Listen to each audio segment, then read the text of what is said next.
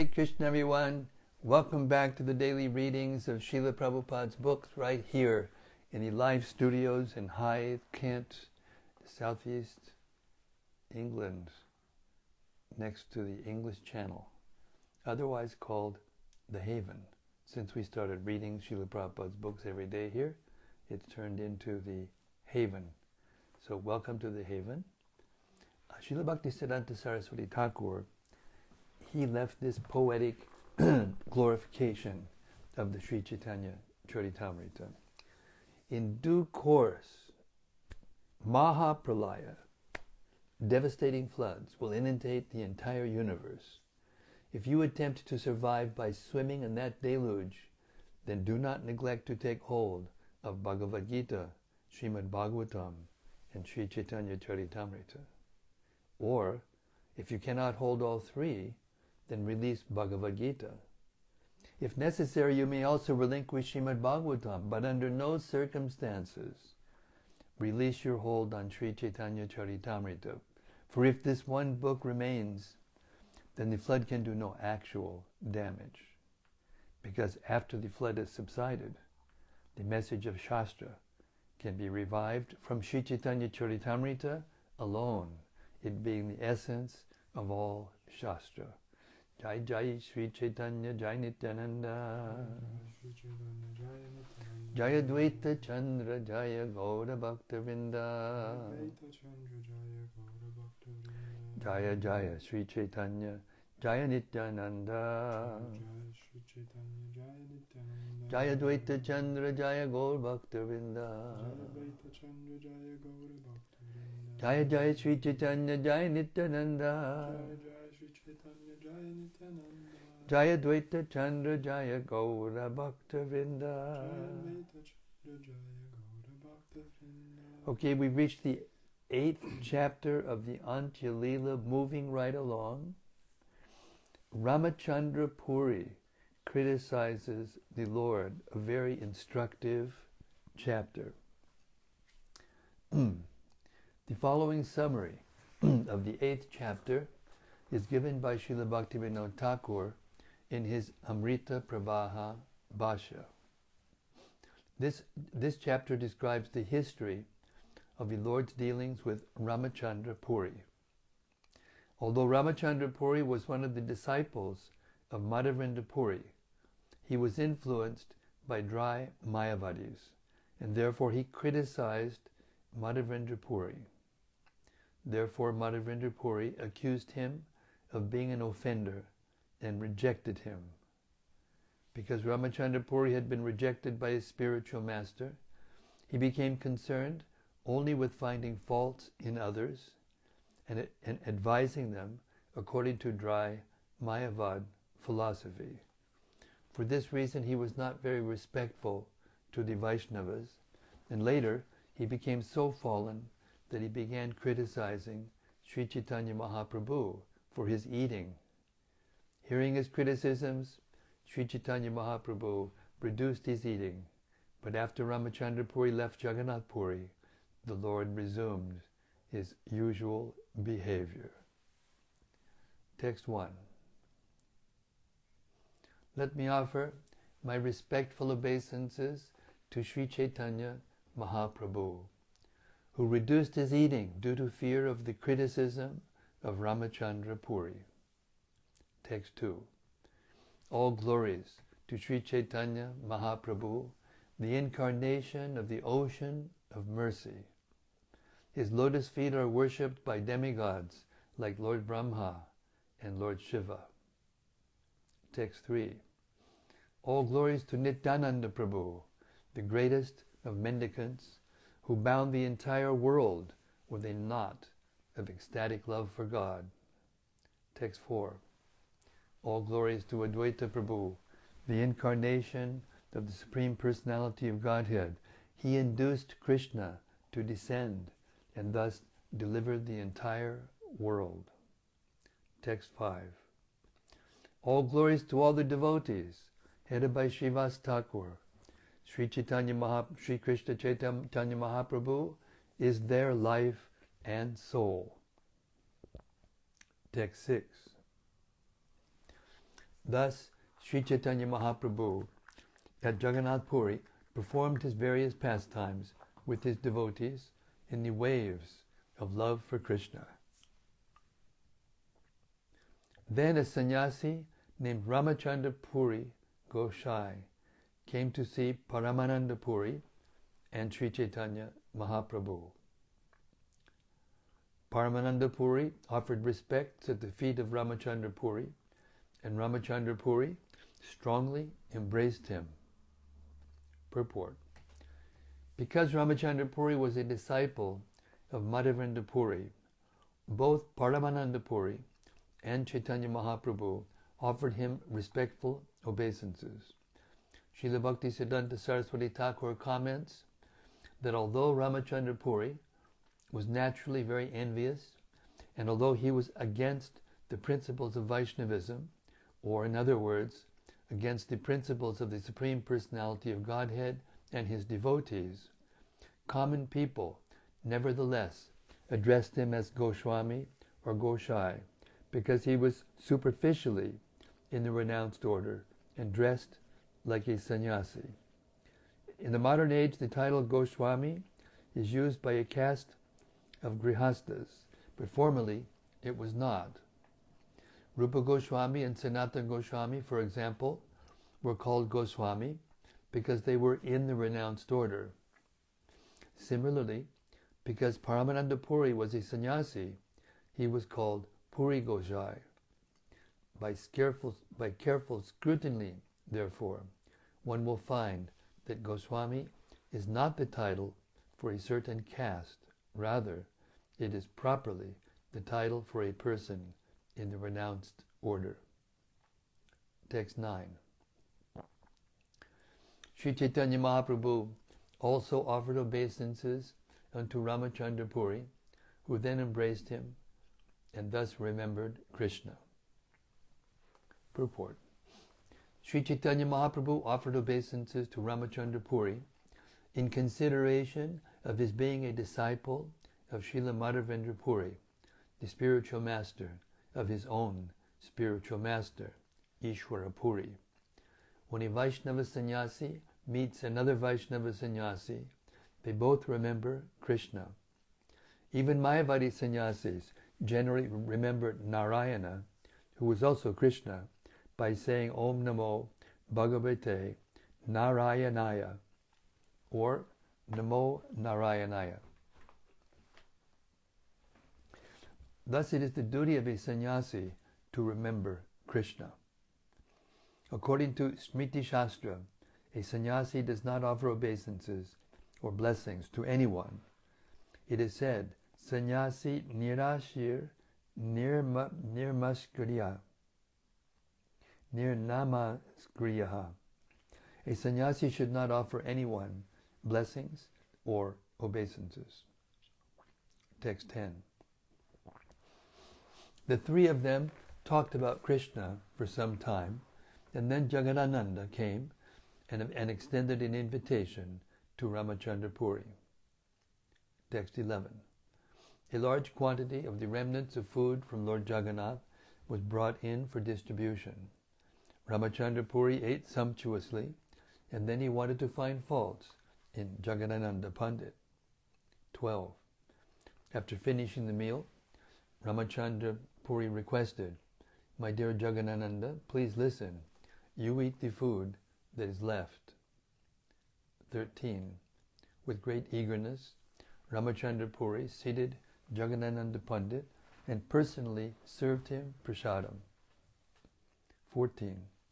Encouraging him again and again, Rāmacandra Puri fed him sumptuously, but when Jagadananda had washed his hands and mouth, Rāmacandra Puri began criticizing him.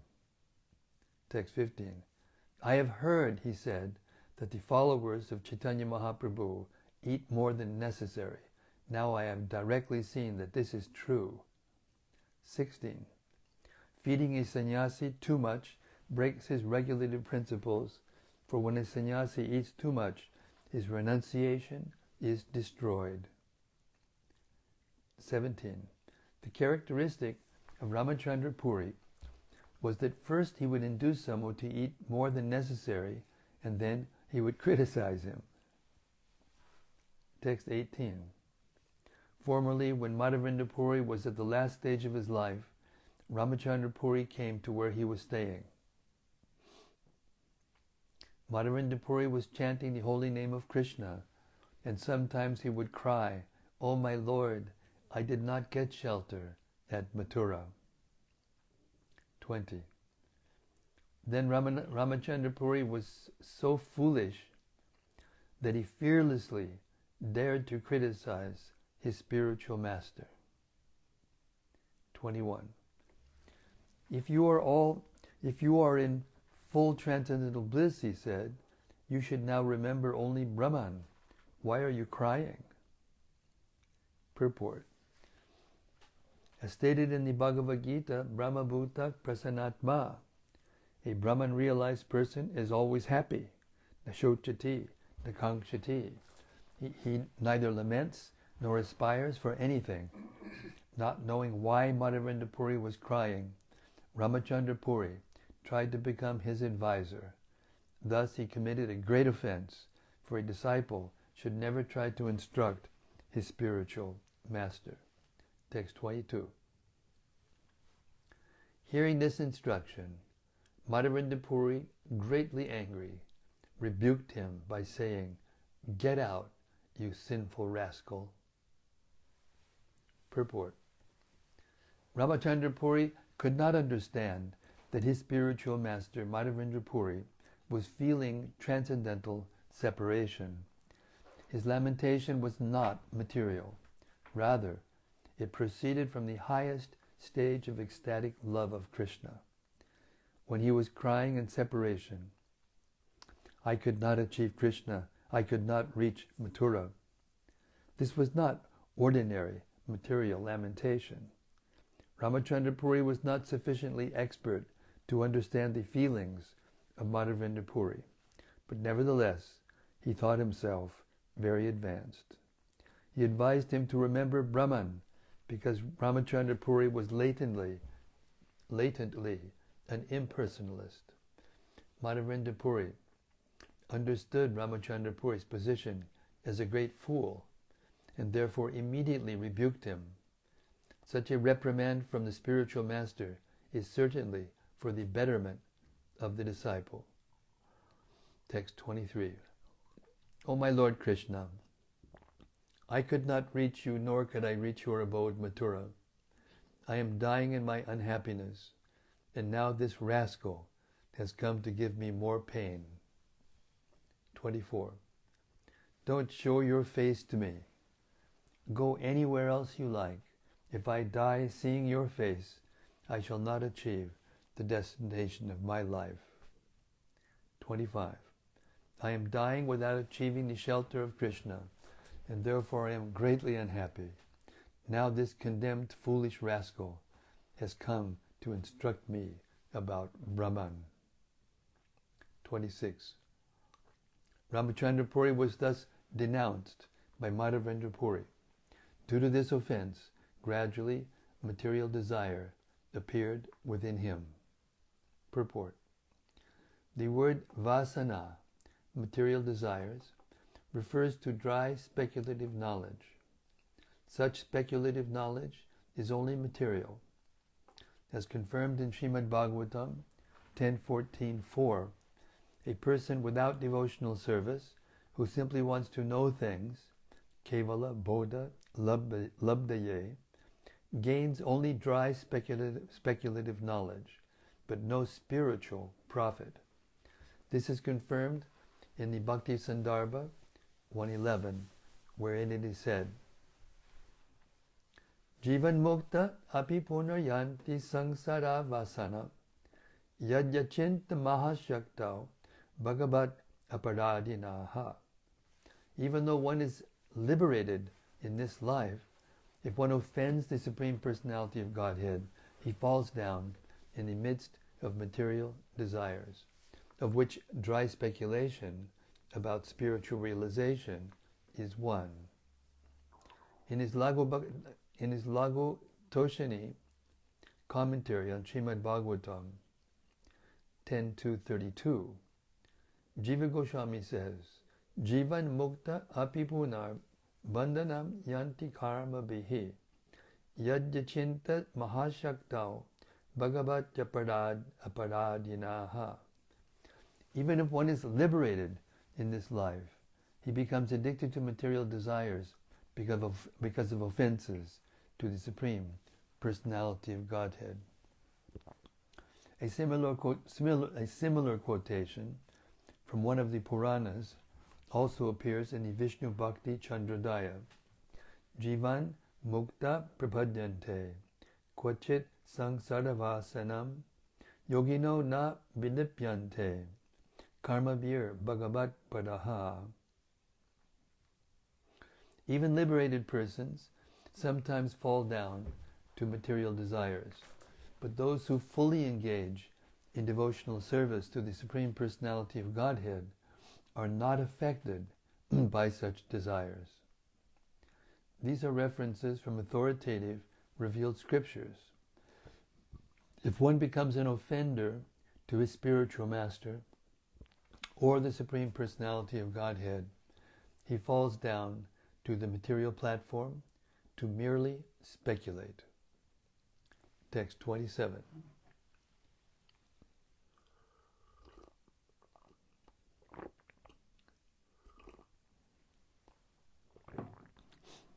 One who is attached to dry speculative knowledge has no relationship with Krishna. His occupation is criticizing devotees. Thus he is situated in criticism. Purport.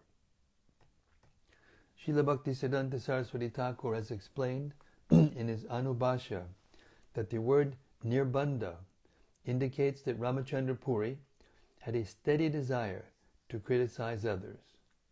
Impersonalist Mayavadis who have no relationship with Krishna, who cannot take to devotional service, and who simply engage in material arguments to understand Brahman, regard devotional service to Krishna as karma-kanda, or fruitive activities.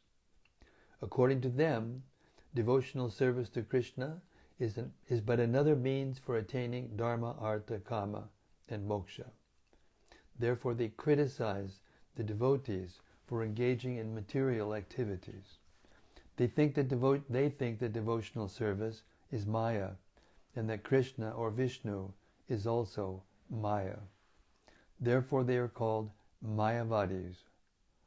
Such a mentality awakens in a person who is an offender to Krishna and his devotees. Text 28.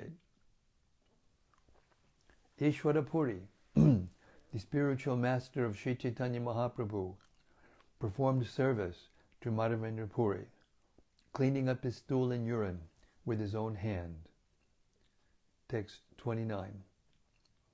Ishvara Purī was always chanting the holy name and pastimes of Lord Krishna for Madhavendra Purī to hear. In this way he helped Madhavendra Purī remember the holy name and pastimes of Lord Krishna at the time of death. 30.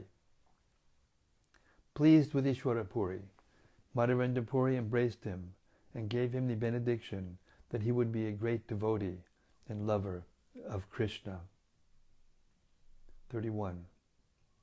Thus Ishvara Purī became like an ocean of ecstatic love for Krishna, whereas Rāmacandra Purī became a dry speculator and a critic of everyone else. Text 32. Ishvara Purī received the blessing of Madhavendra Purī, whereas Rāmacandra Purī received a rebuke from him. Therefore these two persons, Ishvara Purī and Rāmacandra Purī, are examples of the objects of a great personality's benediction and punishment. Madhavendra Purī instructed the entire world by presenting these two examples. Text 33. His Divine Grace Madhavendra Purī, the spiritual master of the entire world, thus distributed ecstatic love for Krishna. While passing away from the material world, he chanted the following verse Ai dina dayandra nata he, Mathura nata kadavalok shayase, Hridayam twadaloka katarang, Dayita brahmyati kim karom yaham. O my Lord, O most merciful Master, O Master of Mathura, when shall I see you again? Because of my not seeing you, my agitated heart has become unsteady. O most beloved, what shall I do now? Purport. For an explanation, see Antya-līlā 4:197. In this verse, Madhavendra Puri teaches how to achieve ecstatic love for Krishna. By feeling separation from Krishna, one becomes spiritually situated. 36. Madhavendra Puri sowed the seed of ecstatic love for Krishna within this material world, and then departed. That seed later became a great tree in the form of Sri Caitanya Mahaprabhu. 37. I have incidentally described the passing away of Madhavendra Puri. Anyone who hears this must be considered very fortunate. 38. Thus, Rāmacandra Puri stayed at Jagannath Puri. As is customary for those in the renounced order, he would sometimes stay someplace and then go away. Text 39. There was no certainty of where Rāmacandra Puri would take his meal, for he would do so even uninvited. Nevertheless, he was very particular about keeping account of how others were taking their meals. 40. To invite Sri Caitanya Mahaprabhu would cost 320 kautis, small conch shells. This would provide lunch for 3 people, including Sri Caitanya Mahaprabhu and sometimes Kashishwara and Govinda. 41. Every day, the Lord would take his meal at a different place, and if someone was prepared to pay for a meal, the price was fixed at only 4 panas. 42. Rāmacandra Puri concerned himself with gathering all sorts of information about how Sri Caitanya Mahaprabhu was situated, including his regulated principles, his lunch, his sleep, and his movements. Text 43. Because Rāmacandra Puri was interested only in finding faults, he could not understand the transcendental qualities of Sri Caitanya Mahaprabhu. His only concern was finding faults, but still he could not find any. 44. At last he found a fault. How can a person in the renounced order eat so many sweetmeats? He said. If one eats sweets, controlling the senses is very difficult. In this way, Rāmacandra Puri blasphemed Sri Caitanya Mahaprabhu before everyone, but nevertheless, he would regularly come to see the Lord every day. 46. When they met, the Lord would offer him respectful obeisances, considering him a godbrother of his spiritual master. Rāmacandra Puri's business, however, was to search for faults in the Lord. 47. Sri Caitanya Mahaprabhu knew that Rāmacandra Puri was criticizing him before everyone, but whenever Rāmacandra Puri came to see him, the Lord offered him respects with great attention. 48. One day Rāmacandra Puri came in the morning to the abode of Sri Caitanya Mahaprabhu. Seeing many ants, he said something to criticize the Lord. 49. Last night there was sugar candy here, he said. Therefore ants are wandering about. Alas, this renounced sannyasi is attached to such sense gratification. After speaking in this way, he got up and left. 50. Sri Chaitanya Mahaprabhu had heard rumors about Rāmacandra Puri's blasphemy. Now he directly heard his fanciful accusations. Purport. Rāmacandra Puri could find no faults in the character of Sri Chaitanya Mahaprabhu, for he is situated in a transcendental position as the Supreme Personality of Godhead. Ants are generally found everywhere, but when Rāmacandra Puri saw ants crawling in the abode of the Lord, he took it for granted that they must have been there because Chaitanya Mahaprabhu had been eating sweetmeats. He thus discovered imaginary faults in the Lord and then left. Text 51. Ants generally crawl about here, there, and everywhere, but Rāmacandra Puri, imagining faults, criticized Sri Chaitanya Mahaprabhu by alleging that there had been sweetmeats in his room. 52. After hearing this criticism, Sri Chaitanya Mahaprabhu was doubtful and apprehensive. Therefore he called Govinda and instructed him as follows. From today on, it will be a rule that I shall accept only 1/4 of a pot of Lord Jagannath Prasadam and 5 gandas worth of vegetables. 54. If you bring any more than this, you will not see me here anymore. 55. Govinda relayed this message to all the devotees. When they heard it, they felt as if their heads had been struck by thunderbolts. 56. All the devotees condemned Rāmacandra Puri, saying, "This sinful man has come here and taken our lives." 57 and 58.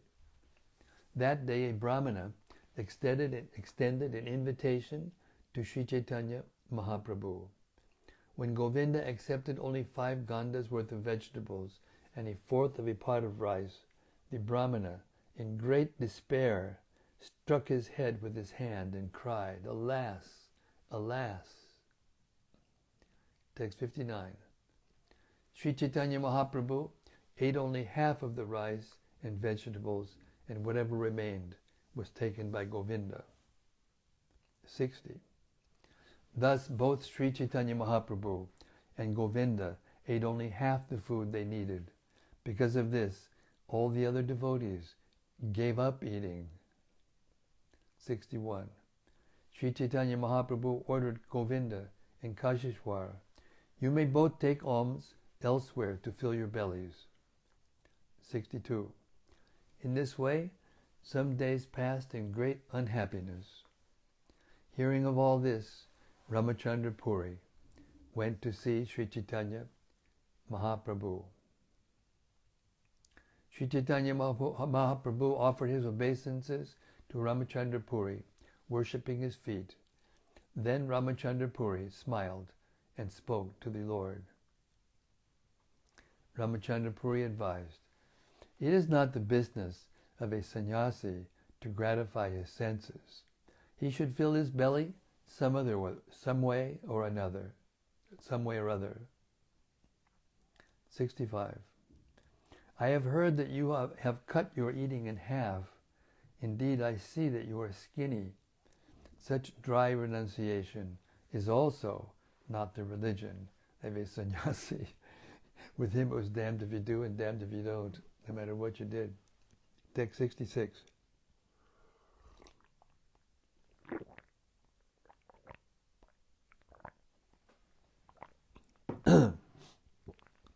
A sannyasi eats as much as necessary to maintain his body, but he does not enjoy satisfying his senses materially.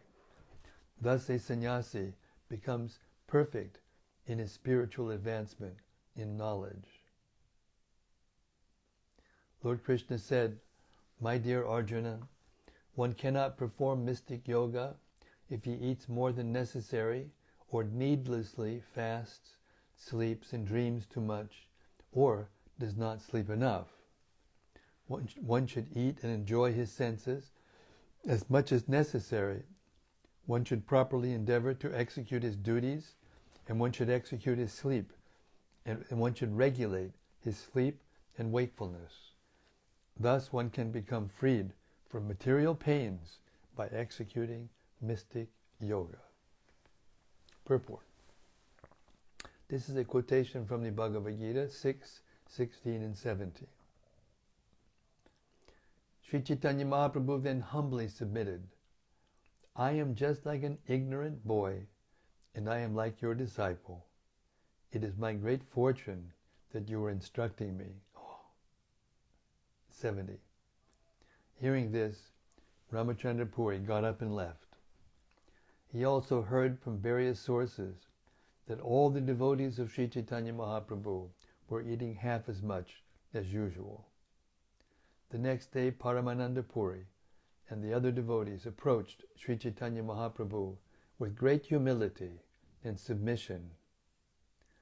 Paramananda Puri said, My godbrother Rāmacandra Puri is by nature a bad critic. If you give up eating because of his words, what will be the profit? 73.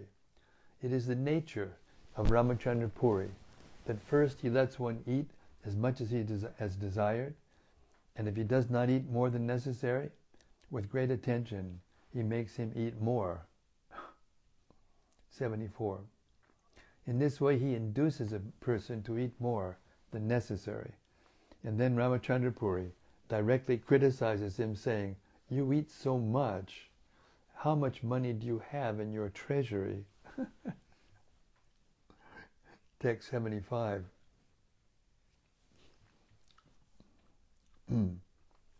Also, by inducing sannyasis to eat so much, you spoil their religious principles.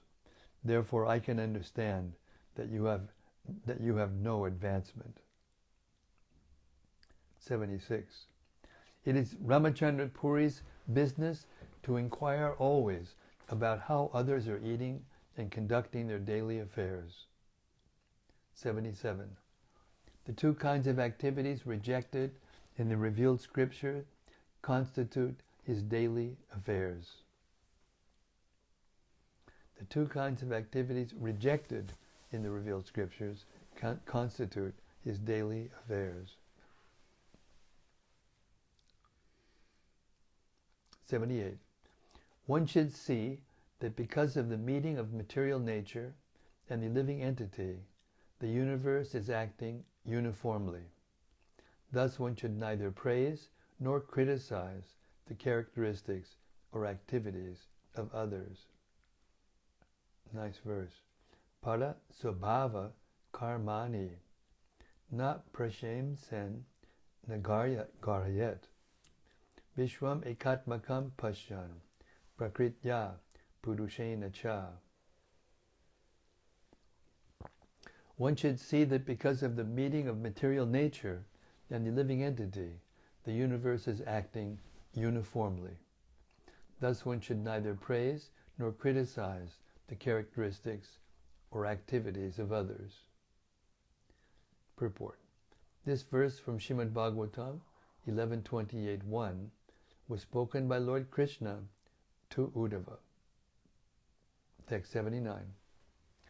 Of the two rules, Rāmacandra Puri obeys the first by abandoning praise, but although he knows that the second is more prominent, he neglects it by criticizing others. Purport. The above mentioned verse from Srimad Bhagavatam gives two injunctions. The first, called Purva Vidhi, is that one should not praise, and the second, Para Vidhi, is that one should not criticize. As will be apparent from the following verse, the injunction against praise is less important than the injunction against blasphemy. One should carefully observe the Paravidhi, although one may neglect the Purva Vidhi. Thus the actual injunction is that one may praise, but should not criticize. This is called Shleshokti, or a statement having two meanings. Rāmacandra Purī, however, acted in just the opposite way, for he neglected the Paravidi, but strictly observed the Purvavidi. Since he avoided following the principle of not criticizing, Rāmacandra Purī broke both the rules. Text 80. Between the former rule and the latter rule, the latter is more important. Purport. This is a verse from the Nyaya literatures. Text 81. Even where there are hundreds of good qualities, a critic does not consider them. Rather, he attempts by some trick to point out a fault in those attributes. 82. One should not, therefore, follow the principle of Rāmacandra Purī. Nevertheless, I have to say something against him because he is making our hearts unhappy. Why have you given up proper eating due to the criticism of Rāmacandra Purī? Please accept invitations as before. This is the request of us all. Sri Chaitanya Mahaprabhu replied, Why are all of you angry at Rāmacandra Purī? He is expounding the natural principles of sannyas life. Why are you accusing him? 85. For a sannyasi to indulge in satisfying the tongue is a great offense. The duty of a sannyasi is to eat only as much as needed to keep body and soul together. 86. When they all requested very fervently that Sri Chaitanya Mahaprabhu take a full meal, he still would not do so.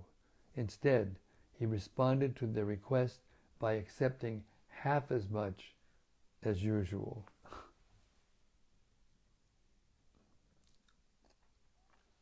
The cost for the food needed to invite Sri Chaitanya Mahaprabhu was fixed at 2 panas of kauris, 160 conch shells. And that food would be taken by 2 men, and sometimes 3. Text 88. When a Brahmana, at whose home an invitation would not be accepted, invited the Lord, he would pay 2 panas of conch shells to purchase the prasadam. 89. When a Brahmana, at whose home an invitation could be accepted, invited him, when a Brahmana, at whose home an invitation could be accepted, invited him, the Brahmana would purchase part of the prasadam and cook the rest at home.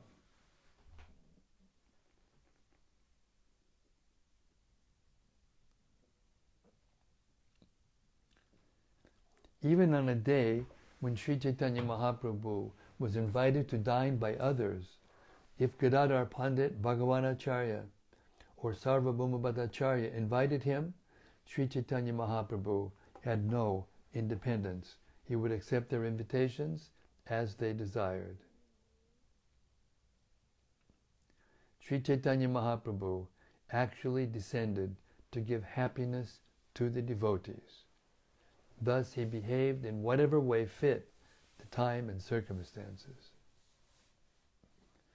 Text 93. Because of his full independence, Sri Chaitanya Mahaprabhu sometimes behaved like a common man and sometimes manifested his godly opulence. 94. Sri Chaitanya Mahaprabhu sometimes accepted Rāmacandra Purī as his master and considered himself a servant, and sometimes the Lord, not caring for him, would see him as being just like a straw. 95. Sri Chaitanya Mahaprabhu behaved exactly like the Supreme Personality of Godhead, beyond the restriction of anyone's intelligence. He did whatever he liked, but all his activities were very beautiful. Text 96. Thus Rāmacandra Purī stayed for some days at Nilachala, Jagannath Puri. Then he left to visit various holy places of pilgrimage. The devotees considered Rāmacandra Purī to be like a great burden on their heads. When he left Jagannath Puri, everyone felt extremely happy, as if a great stone burden had suddenly fallen from their heads to the ground. After his departure, everything was happy again, once again. Sri Chaitanya Mahaprabhu accepted invitations as usual and led congregational chanting and dancing. Everyone else also accepted prasadam without hindrances. 99. If one's spiritual master rejects him, one becomes so fallen that he, like Rāmacandra Puri, commits offenses even to the Supreme Personality of Godhead. Text 100. Sri Chaitanya Mahaprabhu did not consider the offenses of Rāmacandra Puri, for the Lord considered him his spiritual master. However, his character instructed everyone about the result of offending the spiritual master. The character of Sri Chaitanya Mahaprabhu is full of nectar. Hearing about it is pleasing to the ear and mind. I write about the character of Sri Chaitanya Mahaprabhu. O readers, please hear with attention, for thus you will easily receive ecstatic love for the lotus feet of Lord Sri Krishna. I'll repeat this last verse. It's very important. I write about the character of Sri Chaitanya Mahaprabhu. O readers, please hear with attention, for thus you will easily receive ecstatic love for the lotus feet of Lord Sri Krishna.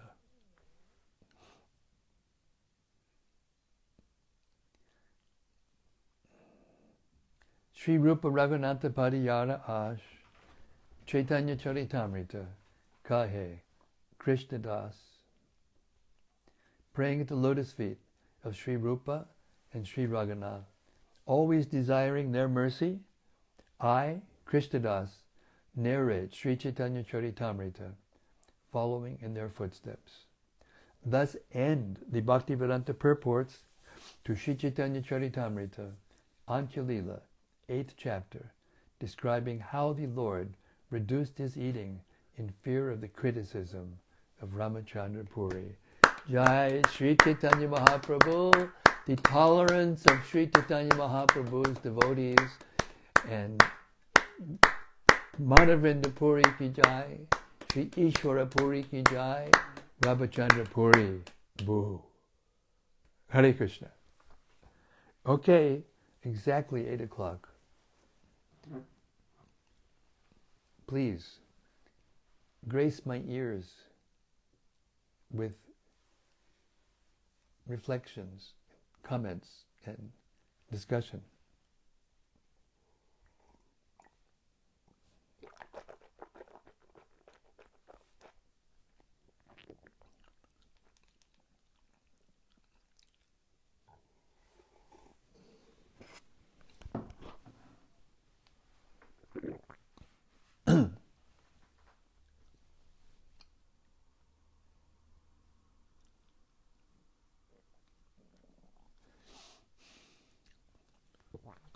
First is something from Braj Balaba. Hare Krishna Braj, Hari Bol. He says, Hare Krishna Maharaj, please accept my humble obeisances, all glories to Srila Prabhupada. From yesterday's reading, I noted the feeling of the servant of the servant of the servant. Feeling is required for advancement.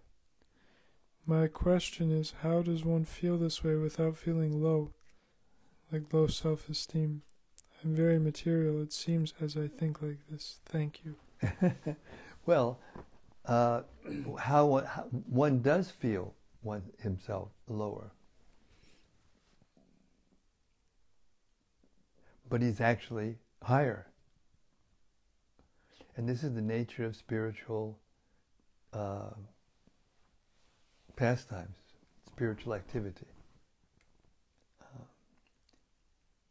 this pastime today we read was a classic example of Chaitanya Mahaprabhu's instruction, Tridanapi Suhichana, Tadoripi Subhishana, Amanina Manadena Kirtani Yaksana Hari.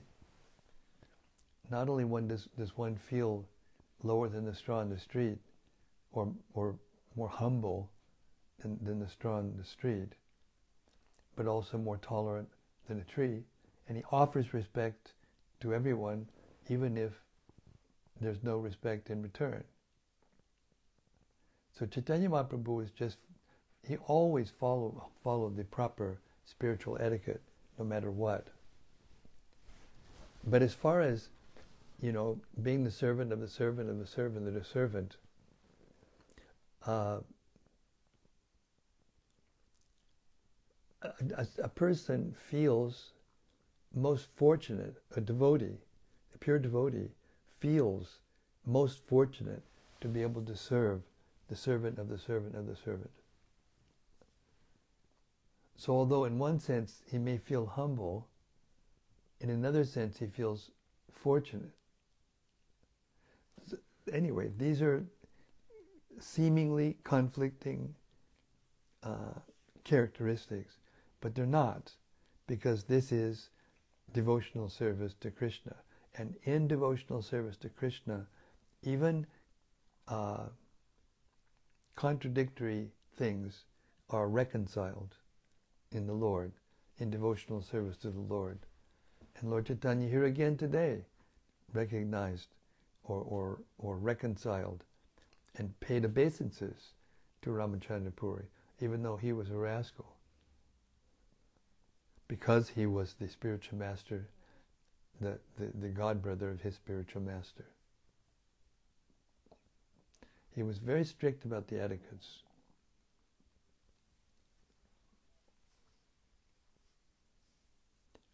I'm not sure if that answers your question, but what came out of my mouth. Hare Krishna. Next is a comment from Bhaktaben. Hare Krishna, Bhaktaben, you are steady Teddy.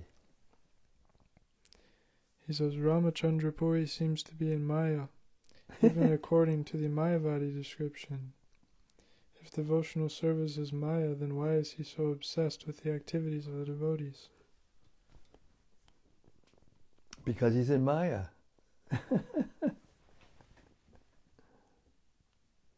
No, the answer with the question is obvious according to the chapter.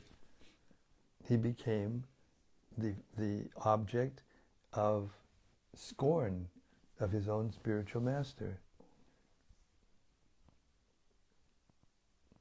He was rejected by his spiritual master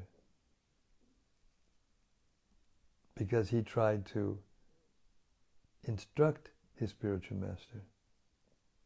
At the end of his life, Madhavendra Puri was feeling intense separation from Krishna, and in that mood he would lament. Just like when we hear Srimati Radharani lament, it seems as though she is suffering, but actually she's experiencing the highest, the topmost transcendental happiness, transcendental bliss. It's the most intense form of love of God, the feeling of separation. So Sanatana Goswami, I've mentioned this many times, but I'm going to repeat it again because it's timely.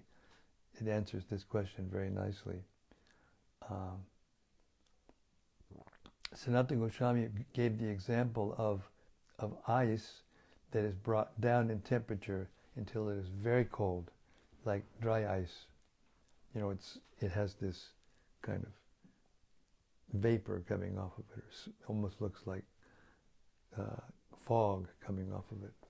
And it's so cold that if you put it on your skin, it feels like it's burning. And when you take it off, there's a red burn. So the ice was cold, but it felt like it was hot.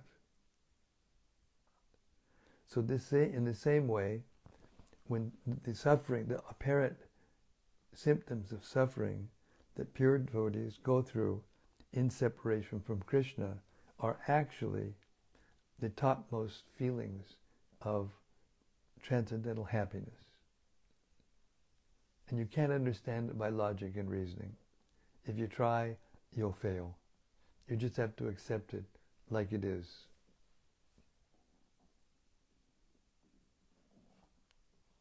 Hare Krishna.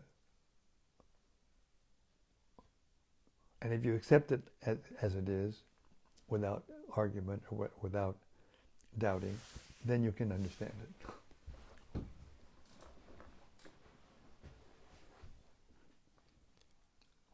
Next is from Saloni Sachi Sundari. Hare Bol Saloni Sachi Sundari. Hare Krishna Maharaj, all glories to Srila Prabhupada, all glories to your divine service. My most respectful obeisances to the nectar of Caitanya-caritämrta, and eagerness to hear more and more.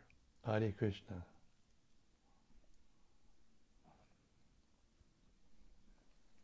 And then something from Vrajaloka. Haribo Vrajaloka. She says, Hare Krishna, dear Guru Maharaj, please accept my humble obeisances, all glories to Srila Prabhupada. Thank you for this very sobering reading. It helped me so much to understand how toxic a critical person is. It was very illustrated that the devotees were breathing happily when Rāmacandra Purī left Jagannath Puri.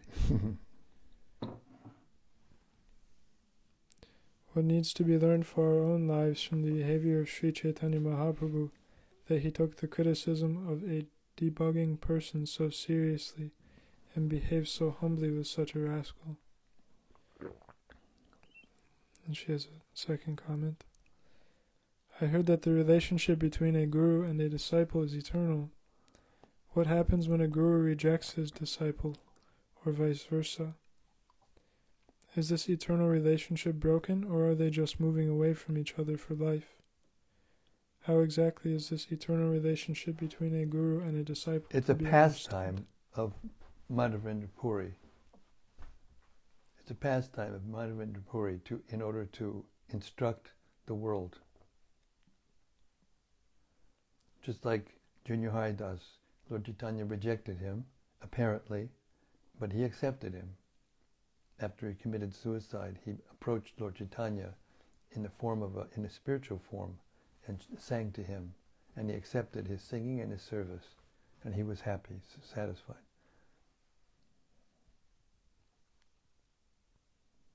So, in the case of Rāmacandra Puri, and I think in the Gaura Ganadash Deepika, Rāmacandra Puri is described to be Jatila, or somebody that was very critical of Radha and Krishna, or Kotila. It was one of them. So, in one hand it's a pastime, but in another hand it's a pastime that's instructive.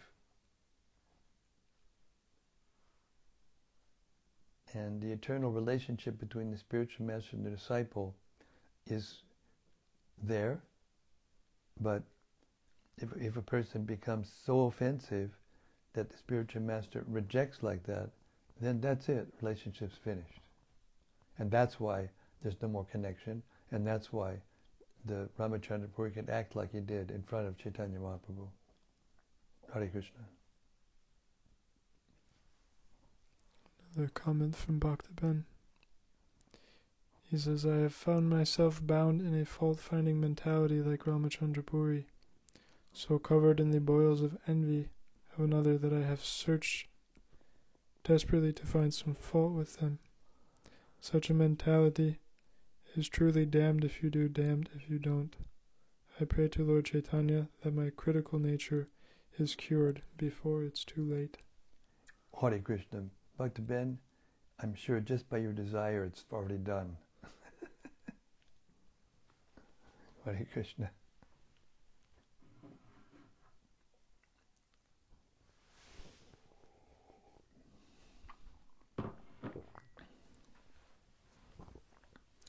All right, my dear devotees, thank you so much for those wonderful comments and reflections and questions. It's a wonderful thing to be able to read a whole chapter in one session, isn't it? You get the full brunt of the, of the chapter all at once. That's very nice. All right, Sri Caitanya-caritämrta ki jai. Samaveta Bhakta Vrinda ki jai. Gaur Premanandi Hari Hari Bol. See you tomorrow night. Same place, same station, same topic, same time.